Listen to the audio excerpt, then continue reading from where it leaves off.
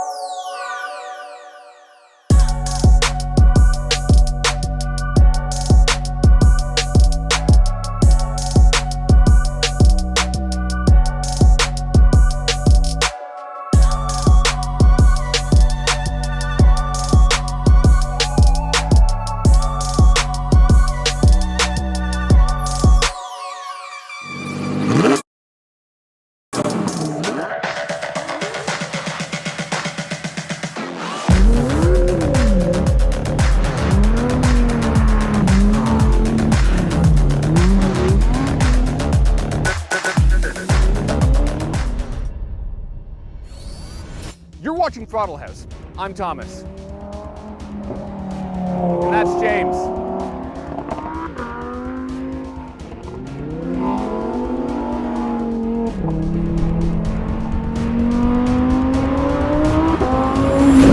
And this is the Lamborghini Huracan Evo Spider.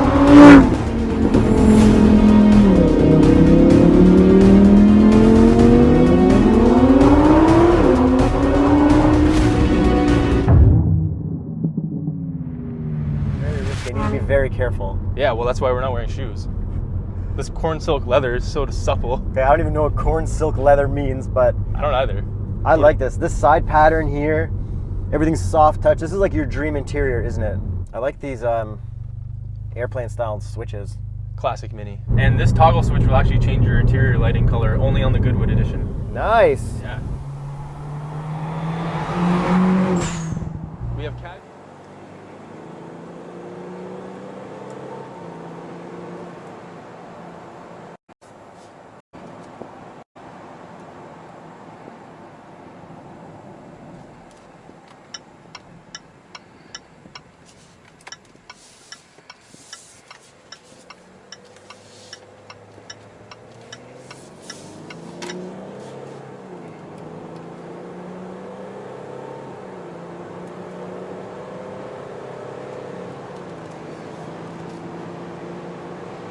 GMC's not going all the way around. Okay, so it's kind of jumpy. And what I mean by that is it has so much torque, 475 foot-pounds. I cannot talk. And it's hard to like just drive normal and ease into the throttle. The car just kind of almost, it doesn't lurch forward in like an uncomfortable way. It just has so much power. It does take a moment to just get used to the instant torque and instant power that this car has. That being said though, I feel like you could eventually get used to it to where you can just drive in, you know, much smoother fashion. Initially setting off here with the Challenger, did take me a second, but I'm kind of used to the throttle, so you've just got to very lightly get into it, because if you get into it even a little bit, I mean, it just kind of jumps on you. But the ride quality on this is really smooth. This would be kind of like a really good GT cruiser, so to call it, where you could just put a ton of miles on the car very comfortably. In terms of the noise, do hear a little bit with the tires, but it's actually pretty minimal. Definitely a ton of noise from the exhaust. I mean, that 6.4 liter V8 is loud.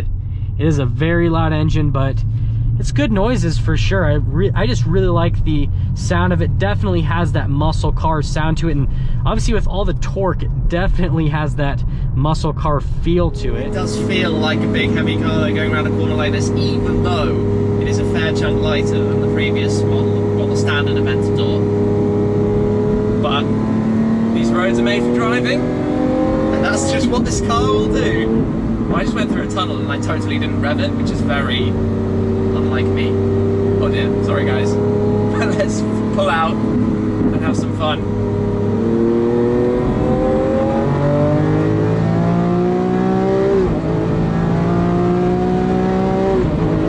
It's ferocious.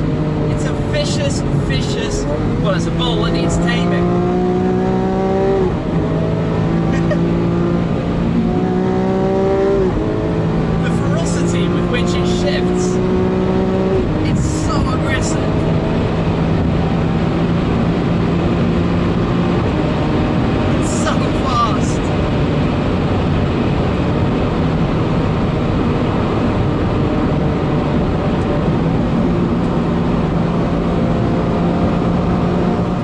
knob down here. The shift lever is the same. And then there's bits of textured carbon fiber, which I like. Black leather with contrasting stitching, which I like. And then maybe just a bit too much plastic, but it does look very BMW in here, which is good to tie the i8 back to the rest of the brand.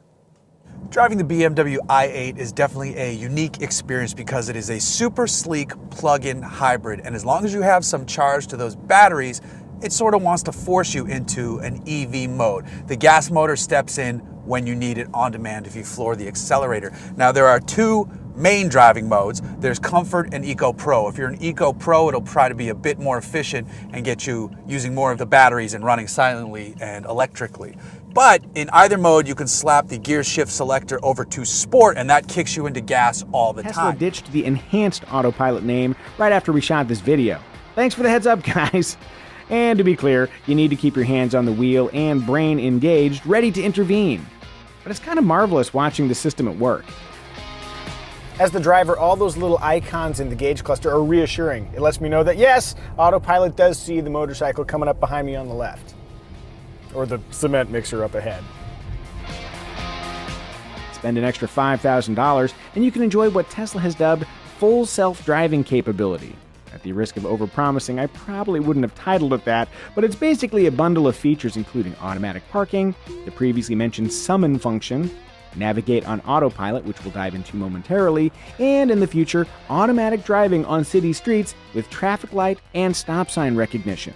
This is yet another great moment to remind everybody that something, so it's going to be like 35. Let's go for a drive. Manual mode. I'm in track. The traction control is fully disabled.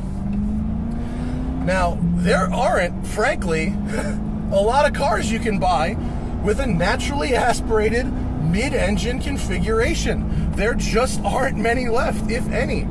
So, could Corvette be the one to carry that torch? Smooth upshifts immediately. Whoa, holy grip at the front end, Batman. 6,000 RPM redline, getting a point by. Does that sound familiar to anybody? It sure is to me. The front end grip. Woo! The steering ratio, they say, is the same as the C7, but moving the cockpit forward, I could swear it's more direct. Hello, NSX and Ferrari, we are coming for you. Great throttle response, great linear. Oh man, that wasn't even full throttle.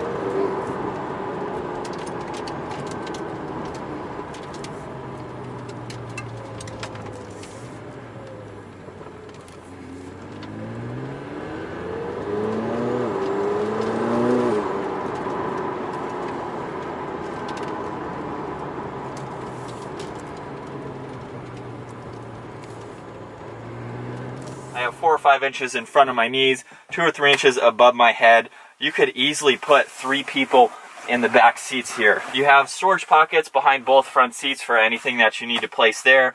There's 2 air vents in the back. The back 2 seats on each side are heated, so you have 2 different options for that. There's 2 USB ports here, along with another household 3-prong outlet. All right, so getting the 2020 Ford F-150 out on the road now, the first thing that I noticed just driving this around the parking lot is how easy it is to see all around. For a full-size truck, it's very easy to see all around. These side mirrors are huge. You can easily see the taillight on both sides of this truck, which make it very easy to see all around. And then having that back glass pretty much right there gives you easy access to the back tailgate there. So I can easily see the top of that, and then obviously traffic behind me. And then having this 360 camera is definitely something I think every pickup truck should come with. It makes it very easy to maneuver both with the front camera and then obviously with the back camera. And if you're towing or something, you have the trailer backup as well. It's just so easy to see all around, to maneuver this truck. But now moving on to how the F-150 Limited drives. It's been a pretty comfortable ride so far. There's nothing harsh about it. It doesn't very many feel... people at all. I'm sure again once it gets a little higher up into the RPMs. This V6 is definitely capable. I don't think that this will be a problem for very many people at all. I'm sure there's some of you who would love to see the V8 in the Colorado again, but it's not available. I will be driving the turbo diesel in the ZR2 if you want to know what that's like. So I'm on a road by my Chevy dealer, a little bit further out that's kind of bumpy. It's not necessarily just bumpy, but the road is not flat or even at all. And this feels very composed out here. Aside from this being so quiet, it soaks everything up really well. It definitely dampens everything. It feels pretty darn smooth. You know, compared to that Tacoma that I drove, I test drove a Toyota Tacoma last year, and this is probably more civilized feeling, especially with this steering. The steering feel is pretty good. This has a really nice, you know, response and feel to it. There's definitely no complaints with that. The turning radius also, like I was saying about the steering, it's pretty light and it's pretty nimble. The turning radius seems to be pretty good. I haven't had to do a U-turn yet, but pulling out of this little corner, no problems at all. With this 8-speed transmission, I don't really notice much for delays or any kind of quirkiness. It seems to be fairly well refined and pretty smooth. One thing that I like about this truck compared to the Honda Ridgeline that I reviewed is that it does have a fully boxed frame. It's a ladder type frame. You can tow about 2,700 pounds more than you can in the Ridgeline. Obviously, they're not going after the same market, but if you really need a truck that has the capability to tow, has a pretty good capability to go off-road, and you can fit people in the back seat, this is a very good option for a mid-sized truck. It's quiet, it's comfortable. You have the 8-inch touchscreen Apple CarPlay